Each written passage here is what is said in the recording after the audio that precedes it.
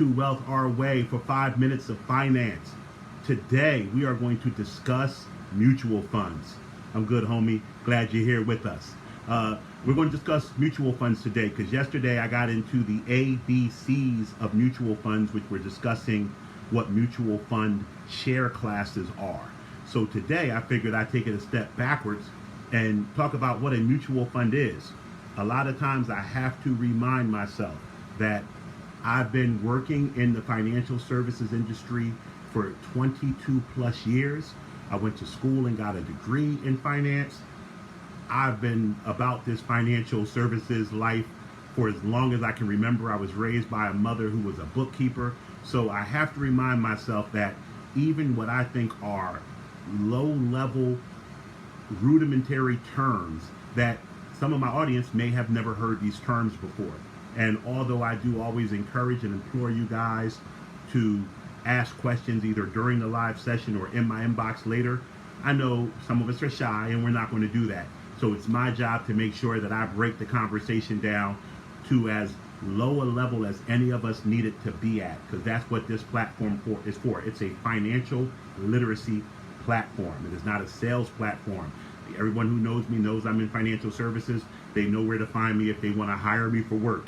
That's not what this is. This is to educate. So I want you guys, when you don't know something I'm talking about, ask me to slow it down. And more importantly, if I'm not covering a topic that you want to know about, hit me up with that topic. I promise you I'll bring it to life. So back to mutual funds. Mutual funds were invented to pool resources together of individuals so that you could buy a diversified portfolio of a certain security. Now, from those securities, they can be stocks, they could be bonds, they could be commodities.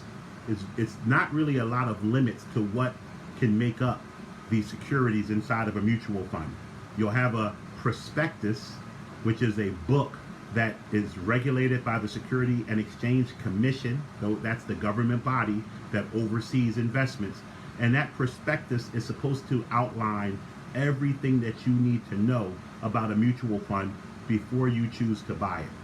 But mutual funds, as I said, were invented to allow me and you to build a diversified portfolio of investable assets. Why do we need the help of a mutual fund to do that? Well, today, and I got a call about this yesterday from a friend about this app, Robinhood, that allows you to buy one share of stock, fractional stocks, things of that nature. What's up, AE? What's up? So the reality is, when I first got into the brokerage industry, you couldn't buy securities without buying 100 shares of a particular security, of a stock. So if you wanted to own Microsoft, you had to buy 100 shares of Microsoft. If you wanted to own McDonald's, you had to buy 100 shares of McDonald's. Now imagine this. You want to buy a stock. It's trading at $50 a share. You have to buy 100. So you have to spend $5,000 to own one position. Well, to be diversified means to have a lot of positions. What's up, AB, my man? That alphas are in the house. What's up, Ariane? So to be diversified, you have to have multiple positions of a particular security. Because if you just own one and that one goes down or goes up, you're exposed to a lot of risk. So you diversify by owning many securities in a certain area. Many experts will argue over how many of a certain security you need to own to be diversified. But let's just arguably come to agree that it's between 20 and 30 positions. Now, I use the 100 shares at $50 as an example. That's $5,000 for one position. Imagine having to buy 20 of those. Okay, so now we're up to $100,000 for just one asset class. So that might be large cap growth stocks. You're diversified now in large cap growth stocks for $100,000. Now you still might want to put small cap stocks, long-term bonds, international stocks, copper, wheat, gold, a commodity. So now you're trying to get diversified amongst the different asset classes. What's up, Frenchie? My man.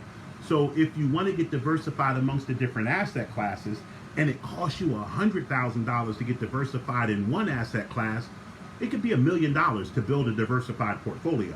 And that was what was happening in the early 1900s through the mid 1900s. So they made mutual funds. Now with mutual funds, a bunch of people can throw their money together. You can put $2,000, $50 a month, whatever your flavor is, you can put that into a mutual fund, and a mutual fund manager, or if you're in an index fund, which I'm going to talk about on another live, you could have it just go into an index, and now that money can be diversified with no matter how little you put in. And diversification reduces your risk. And when you are investing, it is all about taking a certain level of risk for a desired amount of reward that you wish to get. So it's very, very important to diversify, and mutual funds allow you to do that. So when you're thinking about picking a mutual fund, you have one of two ways to go from a standpoint of actively managed mutual funds or passively managed mutual funds, also known as index funds. When you buy an actively managed mutual fund, you are paying someone who you feel as though is an expert to oversee your investment. And to pay them costs money, of course. So when you look at the expenses inside of a mutual fund, an actively managed mutual fund will cost you more to own than a passively managed mutual fund. Because even though something is called an index fund, which means that it mimics a certain index, the most popular one is the S&P 500 index, somebody still has to be there to buy and sell the securities to make it continuously look like the S&P 500. So it's not nobody managing it, it's passively managed. You don't have an active manager who feels as though he's an expert, who you're paying for his expertise. So I'm at the end of my 5 minutes. Like I said, starting next week, I'm going to take the Facebook Lives longer. I'm going to go, my goal is to go to 15 minutes. I'll probably go to 10 next week, see if cats are staying on, see if cats enjoy themselves, see if they have questions. And then by the third week, I'll go to 15 minutes. I have a half hour carved out for this every day, prepping for it, doing it, sticking around to answer questions in the inbox. So it's nothing for me to go 15 minutes. I just need to see if that's what people need, if that's what people want. 15 minutes of finances versus 5 minutes of finances. Once I start rapping, I know I'm not getting all the information I want to get out to you guys in 5 minutes. But today's information was a brief snippet into looking into why mutual funds exist, what the purpose of them are, and we'll talk next time about whether it's good for you, how you go about getting it, and what the long-term expectations could be. So I appreciate everybody for stopping through. My TU fam is holding me down. The same ladies that always hold me down come through. I appreciate you guys. I'm doing this to provide financial literacy, to make it so that we never have to say in our community, we don't know where to go to get this information. Nobody has to pay me to be here. I will keep coming through and keep shedding all types of information off onto you guys and ladies, and we'll do it for as long as you wish. So, love you cats. Have a great, great weekend, and I'll see you next time. 5 Minutes of Finance with Charles Tank Harris from Wealth Our Way.